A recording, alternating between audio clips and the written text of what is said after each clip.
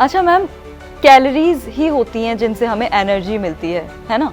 तो मेरा ये सवाल बहुत ज़्यादा मेरे माइंड में आता है कि जैसे पिज़्ज़ा है, पिज़्ज़ा में तो काफ़ी सारी कैलोरीज होती हैं, लेकिन फिर ऐसा क्यों होता है कि एक पूरा पिज़्ज़ा खाने के बाद एनर्जेटिक तो फील नहीं होता है, उल्टा आलस आता है और नींद आती है, ऐसा क्यों होता है? तो बहुत अच्छा क्वेश्चन किया ये आपने कि जाहिर सी बात है कैलोरीज ही तो हमें चाहिए एनर्जी के लिए, लेकिन पिज़्ज़ा खाने के बाद जबकि उसमें तो इतनी सारी कैलोरीज होती हैं, हमें नींद और ड्राउजीनेस क्यों लगती है?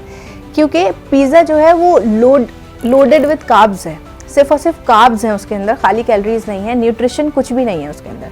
और जब हम इतना कार्ब रिच फूड खाते हैं तो हमारा ग्लूकोज एकदम से स्पाइक करता है,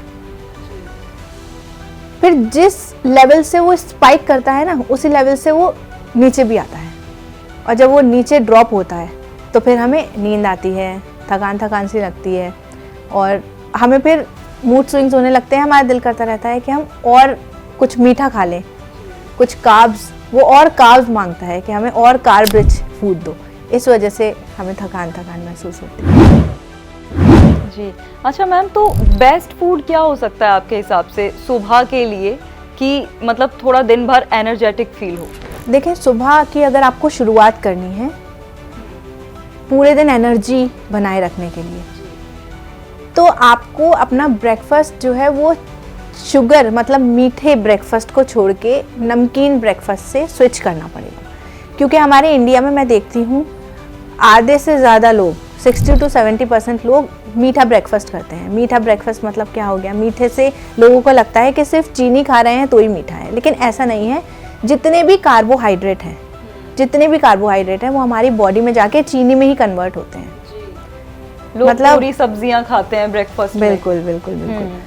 मतलब कि हमें तो पता है कि हम आलू खा रहे हैं, हमें पता है कि हम पिज़्ज़ा खा रहे हैं, लेकिन हमारी बॉडी को पता है कि ये चीनी ही है। तो ये चीनी वाला ब्रेकफास्ट जो है उसको छोड़ के अगर हम नमकीन ब्रेकफास्ट करेंगे तो हमारे मूड पे, हमारे दिमाग पे और हमारी पूरी एनर्जी लेवल पे बहुत इम्पैक्ट पड़ेगा, और वो काफ़ी ज़्यादा बेटर हो सकते हैं।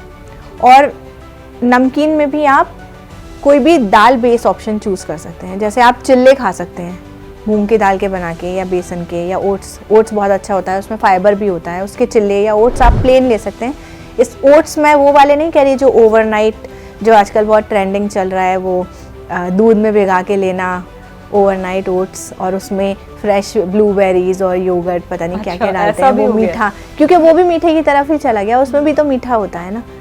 तो वो वाले नहीं, प्लेन आप मसाला ओट्स बना सकते हैं, या फिर आप एग्स ले सकते हैं, एग बेस्ड आप कुछ भी ब्रेकफास्ट ले सकते हैं, वो बेस्ट रहता है। बेसिकली मुझे लगता है कि प्रोटीन और फाइबर से रिलेटेड जो है वो सुबह के लिए ज़्यादा बेहतर है। सुबह नहीं, किसी भी वक्त के लिए प्रोटीन, फाइबर, सबसे ज़्यादा फाइबर का ध्यान रखिए कि आपकी प्लेट में फाइबर ज़रूर होना चाहिए, चाहे सुबह, चाहे दोपहर में या रात में। फाइबर मतलब वेजिटेबल्स आपकी ये प्लेट में ज़रूर होने ही चाहिए। उसके बाद प्रोटीन का कंटेंट बहुत अच्छा होना चाहिए।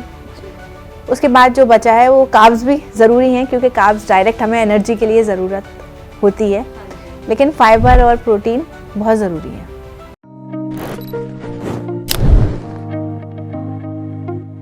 हेल्थ से जुड़ी सभी अपडेट्स को जानने के लिए आप हमारे चैनल को सब्सक्राइब कर सकते हैं और बेल आइकन दबाना ना भूलें।